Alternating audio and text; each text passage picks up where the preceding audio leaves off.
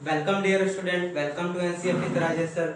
ये students multiple angle का ये तीसरा लेक्चर है बच्चों। ठीक है, मल्टीपल एंगल मतलब क्या है? Sine 2x, cos 2x, tan 2x, sine 3x, cos 3x और टेन 3x पे हम लोग क्वेश्चन लगा रहे थे। ठीक है, इस पे 2 वीडियोस बन चुके हैं जिसमें मैंने लगभग जितने वैरायटी के क्वेश्चन आपके बुक में दिया है, ठीक है, उस पर मैंने करा दिया है। क्वेश्चन देखिए बच्चों बहुत सारे होते हैं, बस मैं आपको क्या बता सकता हूँ, कॉन्सेप्ट बता सकता हूँ कि कैसे किया जाए क्वेश्चन को। ठीक है, बाकी मोर आर लेस कॉन्सेप्ट थोड़े बहुत कम ज्यादा होते रहते हैं, लेकिन वो ज्यादा रिलेवेंट होते हैं कॉन्सेप्ट जो फ्रिक्वेंटली आपके एग्जाम में पूछे जाते हैं। ठीक है, तो इसीलिए मैंने वो सारा कवर कर दिया है। तो जो भी बच्चा नया है वो वहां पे नीचे आपके वीडियो के नीचे कुछ लिखा हुआ दिख रहा होगा, NCF टाइप करके कुछ, तो वहां पे आप क्लिक करके चैनल पे जाइए। चैनल पे ट्रिग्नोमेट्री की पूरी लिस्ट बनी हुई है जिसमें आज के पहले के जो 17 लेसन है वो पूरी तरह से अपडेटेड हैं और क्रोनोलॉजिकल ऑर्डर में रखे गए हैं। तो आप उनको बारी बारी से देखिए, तब ये लेक्चर देखेंगे तो ज़्यादा आपको अंडरस्टैंडिंग होगी। और अगर आप पहले से पढ़े हो ट्रिग्नोमेट्री तब भी मैं रिकमेंड करूंगा कि आप उसको जाके देखें, आपको कुछ न कुछ बच्चों जरूर नया मिलेगा। मैं ये हमेशा कोशिश करता हूँ कि अगर जो बच्चा नया है, अगर वो पहली बार देख रहा है तब तो उसको सारी चीजें मिले ही मिले, लेकिन अगर कोई बच्चा पहले से पढ़ा हुआ है तो जब वो वीडियो को देखेगा तो कुछ न कुछ उसके काम के लिए नई चीजें जरूर मिलेंगी। ये मेरा विश्वास है, मैं ये हमेशा रखता हूँ कि आप पढ़े रहेंगे तब भी आपको फील होगा देखने पे कि नहीं ये चीज मैंने नहीं जानता था, ये चीज मैंने नहीं पढ़ा था। ठीक है, तो मेरे कहने पे एक बार सारे वीडियो देखिएगा जरूर, और अगर आपको पसंद आए तो उसे दूसरों को रिकमेंड भी करिएगा।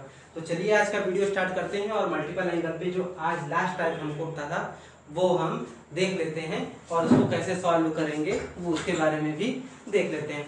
तो करते क्या है बच्चों, पहले कुछ जानकारी हासिल कर लेते हैं। ठीक है, जानकारी क्या, क्योंकि ये जो है ये किसी तरीके का मल्टीपल एंगल में नहीं आ पा रहा है। ठीक है, तो इसको मल्टीपल में हम कन्वर्ट करेंगे बच्चों। ये बहुत इंपॉर्टेंट सवाल है, बहुत बार आया हुआ है और थोड़ा सा टफ होता है क्योंकि इस पर दिमाग जाता नहीं है कि इसको कैसे बनाएं। ठीक है बच्चों, तो आप पेन और पेपर लेके तैयार हो जाए, जैसे कि मैं हर वीडियो में कहता हूँ, तो पेन और पेपर लेकर तैयार हो जाए, हमारे साथ साथ करते चले। तो चलिए सोल्यूशन को हम करते हैं। तो यहाँ से बच्चों हम सोल्यूशन करते हैं, तो पहले LHS लिख लेते हैं। तो LHS में स्टूडेंट्स क्या है, तो LHS में है हमारा cos के पावर x, ठीक है, plus cos square x plus pi by 3, फिर क्या है cos के power cos square x minus pi by 3। ठीक है बच्चों, अगर कोई चीज नहीं समझ में आ रही है तो मैं उसे लिखा हुआ बोल रहा हूँ। ठीक है, तो पहले हम कौन सा कॉन्सेप्ट यूज करेंगे ये समझ लीजिए, और ये यूनिक सवाल है जो बेस्ड है, जो मैं कॉन्सेप्ट बताने वाला हूँ। तो अगर बच्चों cos 2x में हम तीसरा वाला, यहाँ जो फार्मूला लिखा हुआ है, ठीक है, तीसरा वाला फार्मूला अगर अप्लाई करें तो 2 cos स्क्वायर x माइनस 1 लिख सकते हैं। ठीक, अब देखिए कुछ कुछ हिंट हमको मिल रहा है, कुछ कुछ एकदम मतलब बहुत दूर से दिखाई दे रहा है कि अच्छा हम कुछ कर सकते हैं इसमें। क्या कर सकते हैं, देखिए हम पास लाते हैं आपके, माइनस 1 को इधर भेज दीजिए, क्या हो जाएगा, ये प्लस हो जाएगा।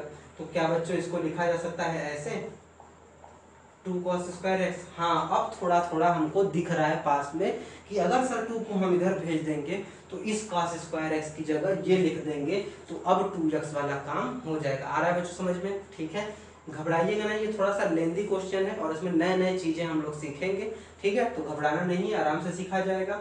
1 प्लस cos 2x अपान कितना हो जाएगा, 2 इज इक्वल टू कितना हो जाएगा cos स्क्वायर एक्स। ठीक है, यानी कि हम ये देख पा रहे हैं कि cos स्क्वायर की जगह हम मल्टीपल एंगल में लिख पा रहे हैं। तो चलिए लिख लेते हैं। ठीक है, तो चलिए लिखते हैं। तो LHS हो जाएगा, तो एक बार देख लेते हैं बच्चों क्या हो गया, 1 प्लस cos 2x बाई कितना हो गया 2, ये हो गया पहले का। अब क्या इसी तरीके से हमको हर का बनाना पड़ेगा, तो जवाब है नहीं, हर का नहीं बनाना है, बस आपको वो देखना है कि क्या चीज बदल रही है, उसी के हिसाब से काम करना है। तो बच्चों ध्यान दीजिए, जब यहाँ पे यक्स था, क्या था बच्चों यहाँ पे यक्स, तो बताइए यहाँ पे कितना है 2x है, ये सब चीजें तो वैसे ही रहेंगी। तो अब आगे देखिए, आगे आपको क्या दिया है, cos स्क्वायर दिया है, x प्लस पाई बाई 3 दिया है, क्या है बच्चों x प्लस पाई बाई 3, यानी अब आपको यक्स न देखे क्या दिया हुआ है x प्लस पाई बाई 3 दिया हुआ है। तो क्या हम अब यहाँ नहीं लिख सकते हैं, क्यों नहीं लिख सकते हैं, जो यक्स रहता है उसी का तो मल्टीप्लाई करके हम लिखते हैं, यही तो हमने यहाँ से इन्फ्रेंस निकाला है, कंक्लूजन यही से तो निकाला है कि जो x रहेगा उसी का क्या हो जाएगा 2 टाइम्स हो जाएगा। तो यानी कि cos square x plus pi by 3 की जगह हम लिख सकते हैं 1 प्लस cos ब्रैकेट में cos टू ब्रैकेट में x plus pi by three लिख सकते हैं एनालॉगी से, मतलब उसी के रिजेम्बलेंस थे। तो 1 प्लस कितना हो गया बच्चों cos 2 ब्रैकेट में x plus pi by three. तो क्या कोई बच्चा अब हमको ये बता सकता है कि सर तीसरा वाला भी मैं इसी तरीके से लिख सकता हूँ और इसकी जरूरत नहीं है जो हम इधर कर रहे थे, ठीक है। तो कैसे देख लेते हैं, इसको रेस कर देते हैं, 3/2 लाना है बच्चों, ध्यान रखिएगा, ठीक है। तो अब चलते हैं, तो यानी कि तो थर्ड वाला है बच्चों, तो थर्ड वाले को मैं यहाँ से इरेज कर देता हूँ, इसके सामने लिख देता हूँ ताकि आपको कोई प्रॉब्लम ना हो समझने में। तो ये क्या हो जाएगा बच्चों, क्या मैं ऐसे लिख सकता हूँ 1 प्लस कॉस, फिर यक्स की जगह ही तो हमको बस चेंज करना है, तो यक्स की जगह मैंने रख दिया, ठीक है, कोई दिक्कत यहाँ तक। तो इस टर्म को मैंने ये लिखा 1 प्लस कॉस 2x/2, इस टर्म को मैंने लिखा 1 प्लस कॉस 2 ब्रैकेट में x प्लस पाई बाई 3, इस टर्म को लिखा 1 प्लस कॉस 2 ब्रैकेट में x माइनस पाई बाई 3। तो अब क्या यहाँ पे आपको दिख रहा है कि 1/2 यहाँ से भी आ जाएगा और सबको अलग कर लेते हैं ताकि चीजें जो हैं हमको अच्छी से दिखने लगे, ठीक है। 2 से इंटू कर दीजिए, चलिए हमारे लिए अच्छा होगा। 2x प्लस कितना हो जाएगा 2 पाई बाई 3 हो जाएगा स्टूडेंट, दोनों में हमने इंटू कर दिया।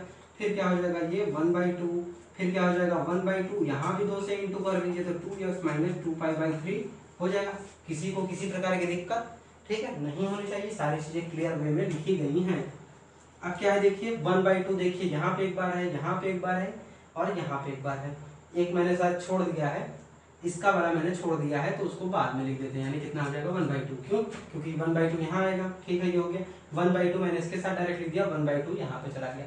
तो आप देख रहे होंगे कि 1/2 कितनी बार आया हुआ है स्टूडेंट, देखिए, देख के बताइए, 3 बार आया हुआ है, 3/2।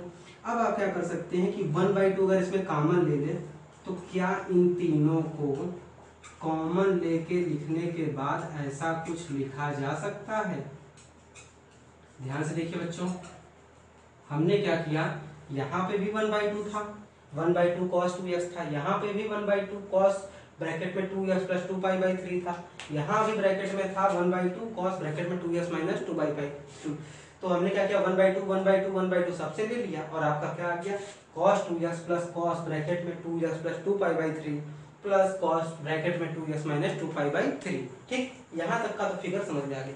अब हमको कुछ आइडिया लग रहा है कि प्लस के बाद वाली चीज अगर किसी तरीके से 0 हो जाए, ठीक है, क्योंकि हमको 3/2 ही लाना है, तो अगर प्लस के बाद वाली चीज जो है किसी तरीके से 0 हम कर दे तो हम प्रूफ करने में कामयाब हो जाएंगे। तो कैसे करेंगे उसके लिए देखते हैं मेथड। तो बच्चों प्रीवियस में आपने बहुत सारे फार्मूले पढ़े हैं, उनमें से एक फार्मूला था C और D वाला, जिसको मैं x और y वाला कहता था, ठीक है। तो मेरे ख्याल से अब आपको वो याद हो गया होगा फार्मूला, ठीक है, नहीं याद हुआ तो जल्दी से उसको याद कर लीजिए। तो हम ऐसा कुछ देख पा रहे हैं कि cos है, तो इसमें cos x plus cos y का फार्मूला लगा सकते हैं बच्चों, क्यों नहीं लगा सकते। तो लगाते हैं और देखते हैं फिर क्या होता है। तो इसको हमने मान लिया पूरा कैपिटल X और इसको पूरा मान लिया क्या है कैपिटल Y। तो आपके लिए फार्मूला लिख देते हैं ताकि दिक्कत ना हो। तो cos x plus cos y का जो स्टूडेंट्स फार्मूला होता है, जिनको पता है उनके लिए तो बहुत अच्छा है, लेकिन जो पहली बार आ रहे हैं उनके लिए दिक्कत होगी, तो इसीलिए मैं लिख दे रहा हूँ 2 cos x plus y by 2, फिर क्या है cos x minus Y by 2, ठीक है। अब इसमें रख देते हैं वैल्यू, ठीक है, जो बची रहेंगी उसको वैसे ही रहने देना है, ठीक है। थोड़ा सा ध्यान दीजिएगा बच्चों, अब पूरी चीज हम इरेज कर दे रहे हैं क्योंकि अब कोई फार्मूलों का यूज नहीं है, ताकि और स्पेस मिल जाए और आपको अच्छे से समझाया जा सके, ठीक है। तो हम क्या करते हैं स्टूडेंट्स कि इसी वाले फार्मूले पे रखते हैं, ठीक है, ये फार्मूला हो गया, इसको ब्रैकेट में बंद कर देते हैं, ठीक है। अब क्या करते हैं, यहां से हम चले आते हैं यहाँ, ठीक है बच्चों। तो 3/2 ऐसे ही रहेगा प्लस 1/2, ठीक है, कोई प्रॉब्लम। अब cos 2x में हमको फार्मूला लगाना नहीं, हम उसको ऐसे लिख लेते हैं। अब देखिए cos है 2 cos है, सॉरी, ठीक है, 2 cos है, 2 cos लिख दिया। अब क्या देख पा रहे हैं हम, x की जगह कितना रखना है 2x प्लस कितना रखना है बच्चा 2x प्लस 2 पाई बाई 3 और फिर प्लस है y कितना है 2x माइनस 2 पाई बाई 3, कोई दिक्कत, और होल डिवाइड बाई कितना है 2 हुआ। ये हुआ बच्चों पहला एक्सप्रेशन, ये वाला, ठीक है ना। फिर क्या है cos, फिर लिख लेते हैं cos कितना है 2x प्लस 2 पाई बाई 3, ठीक है, फिर माइनस है 2x माइनस 2 पाई बाई 3। और इसके डिवाइडेड कितना है बच्चों 2 है। ठीक, घबराना नहीं है, बस एक्सप्रेशन थोड़े से बड़े होते जा रहे हैं, कोई फिक्र नहीं, क्योंकि कोई भी नया कॉन्सेप्ट हम नहीं सीख रहे हैं, हम पुराने ही कॉन्सेप्ट पे चीजों को लगा रहे हैं। ठीक है बच्चों, मेरे ख्याल से नीचे सारे लोगों ने नोट कर लिया होगा। तो चलते हैं अब ऊपर, देखते हैं क्या चीज हो रही है।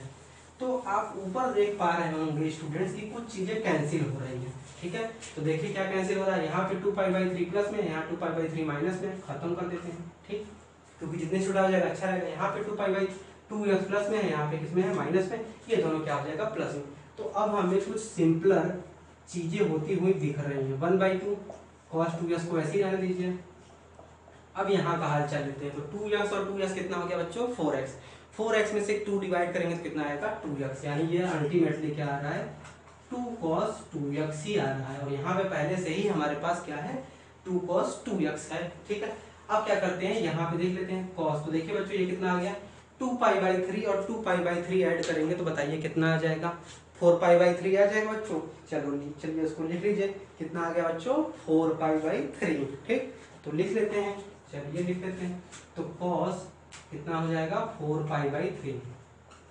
अब हम क्या 4π/3 cos की वैल्यू पता कर सकते हैं, देखते हैं कि पता कर पाते हैं कि नहीं। ठीक, तो बच्चों आपको पता ही होगा कि एंगल वाले लेक्चर में मैंने सारा कुछ बता दिया है, चाहे जितना बड़ा एंगल हो। तो उसके लिए थोड़ा सा यहाँ पे देख लेते हैं कि क्या होगा।